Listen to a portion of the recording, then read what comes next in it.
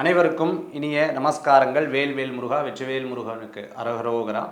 முருகாசிஸ் இந்த யூடியூப் சேனலில் நம்ம நிறைய விஷயங்கள் நம்ம பார்த்துட்டு இருக்கோம். இன்றைக்கி திருமண பொருத்தம். இந்த திருமண பொருத்தம் ஒரே நட்சத்திரத்தில் செய்யலாமா, ஒரே ராசியில் செய்யலாமா அப்படிங்கிறத பற்றி ஃபஸ்ட்டு நம்ம பார்க்க போகிறோம்.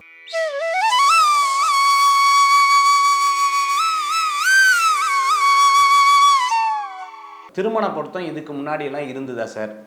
ரொம்ப வருஷத்துக்கு முன்னாடி திருமண பொருத்தமே இல்லையே சார். நான் சொல்கிறது யுகங்களை கடந்து திருமண பொருத்தங்கள்லாம் இல்லையே.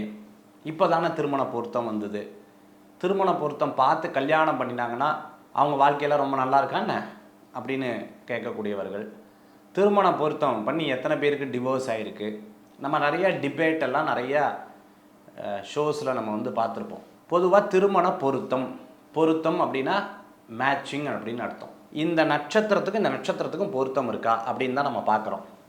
இது கூட அஸ்ட்ராலஜர்ஸ் நிறையா பேர் சொல்லும் பொழுது மன பொருத்தம் இருக்கா அப்படிங்கிறத பார்ப்பாங்க இல்லையா. மன பொருத்தம்ங்கிறது ரொம்ப முக்கியமான பொருத்தம். மன பொருத்தம்னா என்ன? இந்த தம்பதியிற்கு இருக்கக்கூடிய மன பொருத்தம், சம்பந்தி இவங்களுக்கு அவங்கள பிடிச்சி அவங்களுக்கு இவங்கள பிடிச்சி இருக்கக்கூடிய மன பொருத்தம்.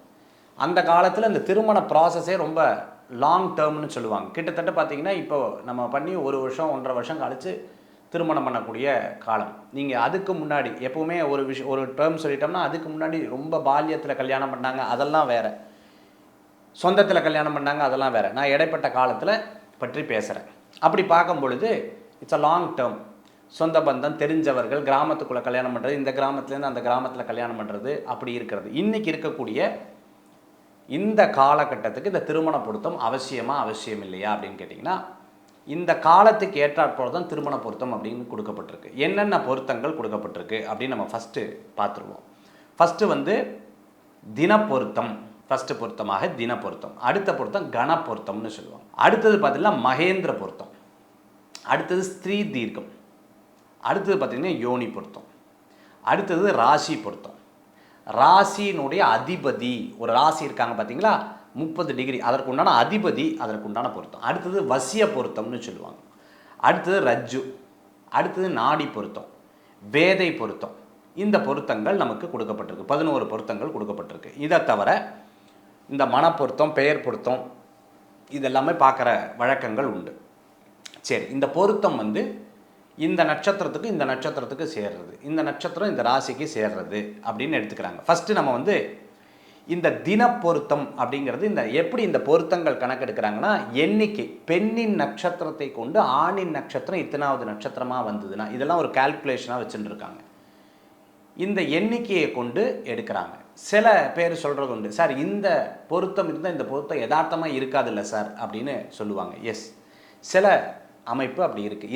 இதை தவிர இல்லாமல் ஜாதக கட்டம் இருக்குது பார்த்தீங்களா, அதையிலும் அந்த கிரகநிலையும் பார்க்க வேண்டும். இதுதான் முக்கியம். நான் முந்தி பொருத்தங்கள் நான் பார்த்துட்டு இருந்தேன். இப்போ பொருத்தம் பார்க்கறது கிடையாது. ஏன்னா பொருத்தம் பார்க்கறது ஏன் பார்க்கறது இல்லை அப்படின்னு கேட்டிங்கன்னா, என்னுடைய டீம் அஸ்ட்ராலஜர்ஸ் டீம் தான் பார்க்குறாங்க. ஏன் நான் பார்க்கறது இல்லை அப்படின்னு பார்த்தா, அவர்கள் பொருத்தம் பார்க்கும் பொழுது என்னென்னா நேர காலத்தை ஃபிக்ஸ் பண்ணுவாங்க. உதாரணமாக மாப்பிள்ளை வீட்டுக்கு இந்த மறுநாளுக்குள்ளே நான் சொல்லணும், அடுத்த வாரத்துக்குள்ளே நான் சொல்லணும். இப்போ என்னுடைய அப்பாயின்மெண்ட் ஸ்கெட்யூல் அப்படி கிடையாது. நான் வெளியூர், வெளிநாடு, இடம் விட்டு இடம் மாற்றம், இங்கே போயிட்டு வரங்காட்டி அது சௌரியப்படாது. இன்னொன்று, பொருத்தம் பார்க்கும் பொழுது நமக்கு நல்ல மனநிலை இருக்க வேண்டும். பொருத்தம் பார்க்கும் பொழுது குழப்பம் இருக்கக்கூடாது. பொருத்தம் பார்க்கும் பொழுது சுப சகுனங்களை பார்த்து பொருத்தம் பார்க்கணும். இதெல்லாம் நான் பேசிக்காக படிச்சிருக்கங்காட்டி என்னுடைய சுச்சுவேஷன் அது இல்லை. அதனால தான் நம்ம அஸ்ட்ராலஜர் டீம் கிட்ட கொடுத்து பொருத்தம் பார்க்க நம்மக்கிட்ட சொல்கிறோம். ஃபஸ்ட்டு சரி, தின பொருத்தம் அப்படிங்கிற பொருத்தத்தை நம்ம பார்க்கும் பொழுது இந்த பொருத்தம் இல்லை, ஒருத்தருக்கு இந்த பொருத்தம் இல்லை. நட்சத்திர பொருத்தம், தின பொருத்தம், அதாவது பெண்ணுடைய நட்சத்திர நாள் முதல் புருஷனுடைய நட்சத்திர நாள் வரை எண்ணும் பொழுது இந்த நட்சத்திரம் 2, 4, 6, 8, 9, 11, 13, 15, 18, 20, 24, 26ஆம் நட்சத்திரம் உத்தமம். இந்த மாதிரி நட்சத்திரம் வந்ததுன்னா உத்தமம். 12வது நட்சத்திரம் முதல் பாதமும், 14ஆம் நட்சத்திரம் 4ஆம் பாதமும், 16ஆம் நட்சத்திரத்தில் 3ஆம் பாதமும் நீக்கி நின்ற மற்ற பாதங்கள் மத்தியமம்னு இருக்காங்க. இங்கேயே பாருங்கள், ரொம்ப அழகாக பிரிக்கிறாங்க. எப்படின்னா உத்தமம், மத்தியமம், அடுத்தது பார்த்துட்டீங்கன்னா சரியில்லை அப்படின்னு 3ஆக பிரிக்கிறாங்க. இப்போது நம்ம என்ன பண்ணுறோம்னா ரெடிமேடாக ஒரு சார்ட் வச்சுக்கிறோம். இந்த ரெடிமேடாக சார்ட் வச்சுக்கிட்டு என்ன பண்ணுவோம்னா இதுக்கு இந்த பொருத்தம் இருக்கா டிக் போட்டுடுறோம். அப்படி கிடையாது. உத்தமம் மத்தியமும். இனிமேல் அதனால தான் சில சாஃப்ட்வேர்ஸ்லாம் மீடியம் குட்டு அப்படின்னு போட்டிருப்பாங்க. ஸோ இங்கே பொருத்தங்கள்லேயே பார்த்துட்டிங்கன்னா உத்தமம் மத்தியமம்னு 2 விஷயம் இருக்குது. அடுத்தது ஏக நட்சத்திர பொருத்தம். இங்கே தான் நம்ம பாயிண்ட்டு. ஏக பொருத்தம் ரோகிணி திருவாதிரை பூசம் மகம் அஸ்தம் திருவோணம் இவை 6 இந்த 6 ஸ்திரீ புருஷர்களுக்கு ஒரே நட்சத்திரமானால் உத்தமம்னு வந்திருக்கு. உதாரணமாக பார்த்தீங்கன்னா நமக்கு வந்து திருவோண நட்சத்திரம், பூச நட்சத்திரம், ரோகிணி நட்சத்திரம், திருவாதிரை நட்சத்திரம், அடுத்தது மக நட்சத்திரம், ஹஸ்த நட்சத்திரம், இந்த நட்சத்திரம், இந்த 6 நட்சத்திரம் இருக்குது பார்த்தீங்கன்னா, இந்த 6 நட்சத்திரமும் 6 நட்சத்திரம் ஒரே நட்சத்திரமாக இருந்தால் உத்தமம். அடுத்தது பார்த்துட்டிங்க அப்படின்னு சொன்னால் அஸ்வினி, கிருத்திகை, மிருகசீரிஷம், புனர்பூசம், உத்திரம், சித்திரை, அனுஷம், உத்திராடம் இவை 8 மத்தியமும். இந்த 8 மீடியமாக இருக்குது அப்படின்னு சொல்கிறாங்க. நட்சத்திரம் பொருத்தலாம், ஆனால் மீடியமாக தான் இருக்குது அப்படின்னு சொல்கிறாங்க. மற்றவை பொருந்தானா சேராதுன்னே சொல்கிறாங்க. ஸ்திரீ புருஷர்களுக்கு ஒரே ராசியானால் புருஷன் நட்சத்திரம் முந்தினதும் பாருங்கள், புருஷ நட்சத்திரத்தில் முந்தினதும் ஒரே ராசியானால் பாதம் முந்தினதும் சுபம், மற்றவை பொருந்தா அப்படின்னு சொல்லப்பட்டிருக்கு. இப்போது இது பொருத்தத்தினுடைய ஒரு ஃபார்முலா, இந்த ஃபார்முலாவில் சொல்லப்பட்டிருக்கு. அப்போ இந்த முதல் 6 நட்சத்திரம் பெஸ்ட்டு, அடுத்த 8 நட்சத்திரம் மீடியம். இந்த நட்சத்திரத்தில் கூட சில பாயிண்ட் சொல்கிறாங்க. என்னென்னா பாதங்களில் வந்து ஆண்களுக்கு ஃபஸ்ட்டு அதாவது மேல் பாதமும், அடுத்தது பார்த்துட்டிங்கன்னா ஃபஸ்ட்டு பாதம். உதாரணத்துக்கு அஸ்வினி நட்சத்திரம் முதல் பாதம் ஆண்களுக்காக இருந்து 2ஆம் பாதம் பெண்களுக்காக இருந்ததுன்னா ரொம்ப விசேஷம் அப்படிங்கிறத ரொம்ப அழகாக சொல்கிறாங்க. அதாவது இந்த பாதங்கள்லேயும் வித்தியாசம் சொல்லப்படுகிறது, மற்றதெல்லாம் பொருந்தாது. இந்த பாயிண்ட் வந்து ரொம்ப ரொம்ப நிறையா நம்ம பார்க்க வேண்டியிருக்கு. இது வந்து ஃபஸ்ட்டு சொல்லக்கூடிய இந்த தின பொருத்தத்தில் ரொம்ப முக்கியமாக நம்ம பார்க்குறோம். இந்த தின பொருத்தத்தில் தான் ஏக நட்சத்திர பொருத்தம். இந்த 6 நட்சத்திரம் சேர்த்தலாம், 8 நட்சத்திரம் மீடியமாக இருக்குது, மீதி நட்சத்திரத்தை சேர்த்தக்கூடாது அப்படின்னு சொல்கிறாங்க. பட் என்னுடைய ஃபார்முலா ஒரே நட்சத்திரம் ஒரே ராசி இருக்கக்கூடாதுன்னு சொல்கிறேன். ஏன்னா கோச்சார பலன்கள்னு போகும்பொழுது இப்போ அஷ்டம சனி வருது, 7.5 சனி வருதுன்னா 2 பேருக்குமே அதே கஷ்டங்கள் வரும், அதே பிரச்சனைகள் அதிகரிக்கும். இந்த மாதிரி நிறைய ப்ராப்ளங்களை இருக்கக்கூடிய வாய்ப்புகள் இருக்குது. இது ஒரே நட்சத்திரமாக ஒரே ராசியில் இருக்கிறவங்களுக்கு இதனால் பார்க்க முடியுது. ஸோ இந்த மாதிரி நம்ம வந்து மத்தியமும் நல்லது கெட்டது இப்படி பார்த்துட்டு பொருத்தம் பார்க்குறது ரொம்ப நல்லது. நம்ம தின பொருத்தம்னு எடுத்துட்டோம்னா நம்ம ரெகுலராக இருக்கிற ரெடிமேட் சார்ட் பார்ப்போம், அப்படி பார்க்கக்கூடாது. நம்ம வந்து உட்காந்து அதை கணித்து பார்க்கும்பொழுது தான் அது தெரியுது. அதுலேயும் மீடியம் குட் அப்படிங்கிறத பிரித்து எடுக்கணும். அடுத்தது கன பொருத்தம்ங்கிறது ரொம்ப முக்கியமான ஒரு பொருத்தமாக இருக்குது.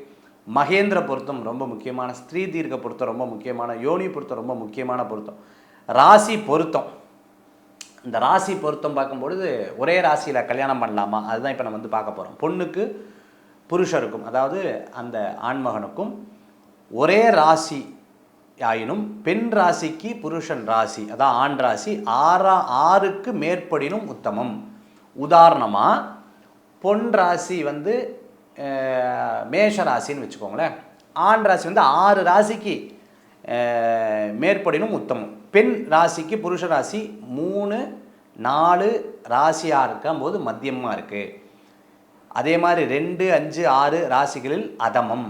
உதாரணமாக என்னோடய ராசிக்கு அடுத்த ராசி தான் மனைவி, என்னோடய ராசியிலேருந்து 5வது ராசி இருக்காங்க, பெண் ராசிக்கு ஆண் ராசி இருக்குது அப்படின்னா அது மத்தியம் அதமம்னு சொல்கிறாங்க. 8ஆம் ராசியாக இருக்கும் பொழுது கூடாது, 8வது ராசியாக இருக்குது கூடவே கூடாது, இப்படி தான் சொல்லப்படுறது. அப்போ இந்த ராசி பொருத்தம் அப்படின்னு பார்க்கும்பொழுது ஏக ராசியாக இருந்தது அப்படின்னு சொன்னால், நான் சொன்னால் 6 நட்சத்திரம் 8 நட்சத்திரம் மத்தியமும், 6 நட்சத்திரம் பரவாயில்ல 8 நட்சத்திரம் மத்தியமும் ஒரே ராசி வரும்பொழுது அதில் இந்த கோச்சார பலன்களில் கொஞ்சம் வீக்காக இருக்குது. அப்படி பார்க்கும் பொழுது ஒரே ராசியாக இருந்ததுன்னா 1க்கு 100 முறை யோசித்து பார்த்து சேர்த்துறது ரொம்ப முக்கியம். 1. 2வது பார்த்திங்கன்னா திருமண பொருத்தம்போது 1க்கு 4 பேர்கிட்ட பார்க்கணும். சகுனம் நிமித்தமெல்லாம் நமக்கு கரெக்டாக வரணும், மனசுக்கு பிடிச்சிருக்கணும். மன பொருத்தங்கிறது ரொம்ப முக்கியம். பொண்ணுக்கு ஆணும் ஆணுக்கு பெண்ணும் 2 பேருக்கும் அந்த மனப்பொருத்தம், 2 வீட்டாருக்கும் அந்த மனப்பொருத்தம் அப்படிங்கிறது இருக்கணும். இங்கே பணம், காசு இதுக்கெல்லாம் அப்பாற்பட்டு நம்ம வந்து 2 ஃபேமிலியும் ஒன்று சேரும்போது இதில் ரொம்ப முக்கியமானது இந்த விவாக பொருத்தமாக இருக்குது. இதுலேயே இன்னொன்று பார்க்குறாங்க, அட்வான்ஸ்டு மெத்தட் பிராப்தம்னு சொல்லுவாங்க. கிருஷ்ணமூர்த்தி பദ്ധதியில் அதை ஃபாலோ பண்ணுறவங்க பார்க்கக்கூடியது பிராப்தம். இந்த பிராப்தம் இருந்தது அப்படின்னு சொன்னால் இன்னுமே ரொம்ப நல்லாயிருக்கும். அப்போ தான் மேட் ஃபார் ஈச் அதர். அதே மாதிரி இந்த திருமணம் சொர்க்கத்தில் நிச்சயிக்கப்பட்டது, இந்த மாதிரி வார்த்தைகள் வந்து இருக்கும். நிறைய பாடல்களில் நம்மளுடைய பெரியவர்கள் பாடி வச்சுருக்காங்க. அதாவது மனைவி அமைவதெல்லாம் இறைவன் கொடுத்த வரம் அப்படின்னு சொல்லியிருப்பாங்க. அதே மாதிரி கணவர் நல்லா இருந்தார் அப்படின்னு சொன்னால் பெண்ணுக்கு பின்பலம் கணவன் சொல்லுவாங்க. இந்த மாதிரி வார்த்தைகள்லாம் நம்மளுடைய வாழ்க்கைக்கு ரொம்ப உதவக்கூடிய ஒரு அற்புதமான கோல்டன் வேர்ட்ஸ் அப்படின்னு சொல்லுவாங்க. இன்றைக்கி உங்களுக்கு புரிஞ்சிருக்குன்னு நினைக்கிறேன். நிறைய சப்ஜெக்டிவாக முருகாசேஸில் நம்ம வந்து பார்த்துட்டுருக்குறோம். ஸோ இந்த சப்ஜெக்டில் ரொம்ப முக்கியமானது திருமண பொருத்தம். ஒரே நட்சத்திரத்தில் சேர்த்தலாமா கூடாதா, ஒரே நட்சத்திரத்தில் இருக்கலாமா கூடாதாங்கிறத நம்ம கரெக்டாக பஞ்சாங்க குறிப்புகள் என்ன கொடுத்துருக்குமோ அதை அப்படியே நம்ம எடுத்து சொல்லியிருக்கோம். மீண்டும் சந்திப்போம். நம்மளுடைய இந்த காசி யாத்திரை யாரெல்லாம் ஜாயின் பண்ணணும்னு நினைக்கிறீங்களோ தாராளமாக கீழே இருக்கக்கூடிய எண்ணுக்கு தொடர்பு கொள்ளலாம். அற்புதமான இந்த யாத்திரை.